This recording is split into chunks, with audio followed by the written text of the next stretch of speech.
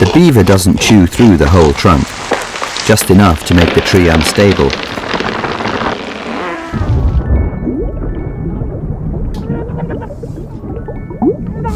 The two beavers will fell over 400 trees in a single year.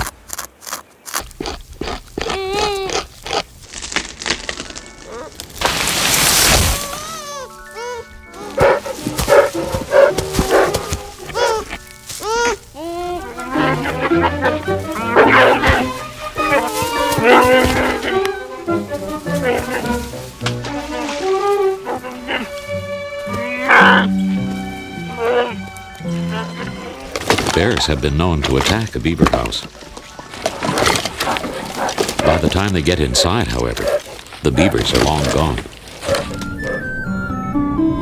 After a few months, the young will leave the house on their own to explore for the first time the world their parents built.